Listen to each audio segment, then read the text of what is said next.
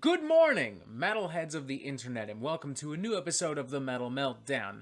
I know y'all are probably sick of hearing about this by now, but fuck it, we're already here, so why don't I just remind you once more that I am hosting a live 420 party on April 20th, going live at 3 p.m. Pacific Standard Time, 6 p.m. Eastern Standard Time. Just tune in. Fuck it. If you're like me, you're probably still living in quarantine, so it's not like you got anything fucking better to do. Just fucking tune in. Just do it. April 20th, 3 p.m. Pacific Standard Time, 6 p.m. the other time. Yeah. Yes, that's it.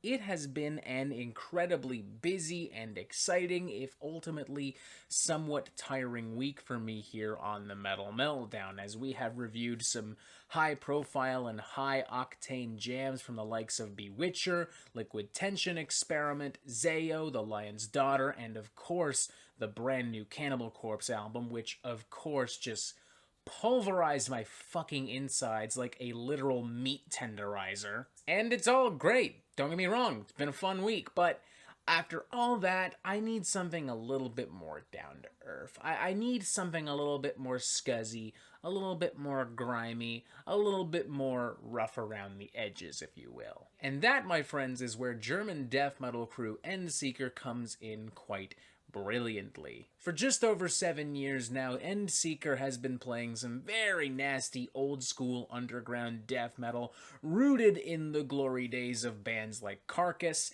At the Gates, Grave, Dismember, Entombed, Cataclysm, and many more. And with that description firmly implanted within your mind, you may have already figured out exactly what kind of music Endseeker play.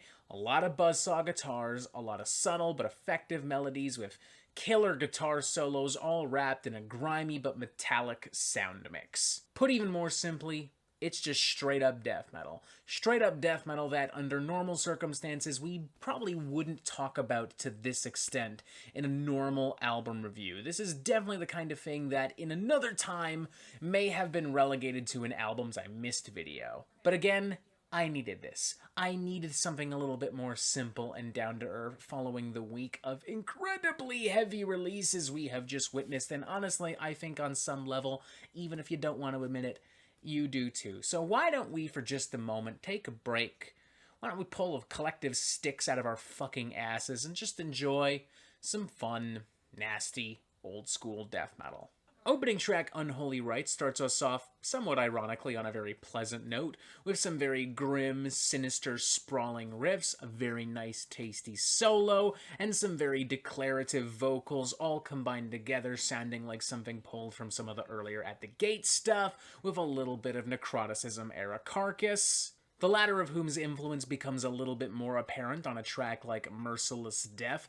Not that I'm complaining, mind you, because if you're gonna copy, you may as well copy a band as fucking badass as motherfucking Carcass. But truthfully, the album doesn't really begin to start kicking some serious ass until its thunderous title track, the aptly titled Mount Carcass. It's just so cram-packed with battering riffs and explosive percussion, it practically bleeds pure old-school death metal brutality. It reminds me a lot of the very rambunctious and riff-heavy metal that we have come to love in recent years from bands like Gatecreeper, particularly with that stupid, chunky rhythm guitar.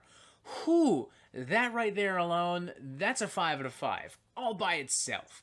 5 out of 5 just for that one rhythm guitar part. And from here, not only do the hits just keep on coming, but Endseeker begin to wisely mix things up just a little bit, just enough to prevent all of this from bleeding together into one generic, predictable death metal mess. Take, for instance, Count the Dead, which subtly expands on some of the more melodic flavors without distracting from that razor-sharp death metal sound and aesthetic. as well as the track Frantic Redemption, which throws in these really slimy heavy grooves amongst some more prominent bass playing and a seriously disgusting breakdown, ultimately making for perhaps one of my favorite cuts on the record alongside the aforementioned title track. I will say I'm not really big on the final track, Escape from New York. I think it kind of ends the album on an anticlimactic note. And on top of that, I will concede that, objectively speaking, yes, the album is probably a little generic. I mean, these guys aren't really doing anything that we haven't heard from hundreds, if not thousands, of other death metal bands. But you know what? I had fun, and maybe it is just because this album caught me in a weak moment because I was just so overwhelmed from everything else, but so be it. I had fun. Fuck it. And that's gotta count for something, right? So I'll give this a 3.5 out of 5, man. I think this is a good album. It's by no means an album of the year contender. It's not amazing. It's not the most revolutionary or inventive thing that death metal has ever given us. But it's not trying to be any of those things, you know? It just wants to play some fucking riffs and then go the fuck home. And that's exactly what it does. Yes, it's meat and potatoes death metal, but it's meat and potatoes cooked with actual competency. Like, these guys actually seasoned their fucking meat. They seasoned the fucking vegetables. They used butter and not fucking canola oil spray in a can. And those differences, as little as they may seem to you, sometimes make a world of difference for a guy like me who gets sent hundreds, if not thousands, of shitty death metal demos every day of the fucking week. Like, I'm not gonna pretend I'm a big name YouTuber or music critic because I'm not, but holy fuck, the amount of crappy fucking death metal demos I receive every day would blow your goddamn mind. If, like myself, you're looking for a brief distraction from the overwhelmingly elaborate and ambitious jams we've heard in this past week, and if also by sheer coincidence, maybe that new Cannibal Corpse album just didn't quite do it for you, may I recommend Endseeker. They write mean fucking riffs, they're honest as hell, they don't waste any time, and at the end of the day, that's what death metal needs to be at the bare fucking minimum. So Mount Carcass by Endseeker, 3.5 out of 5. I think it's pretty fucking good. Give it a shot, or don't. Your fucking prerogative, I guess. And that is it for the Metal Meltdown. I'm not an expert, nor do I claim to be. So what do you think? Do you like this record? Do you not like this record? And what do you want to hear from me next? And thank you for watching. Make sure you press subscribe so you get updates on the Metal Meltdown fucking immediately. And as always, you have yourself a fantastic fucking day.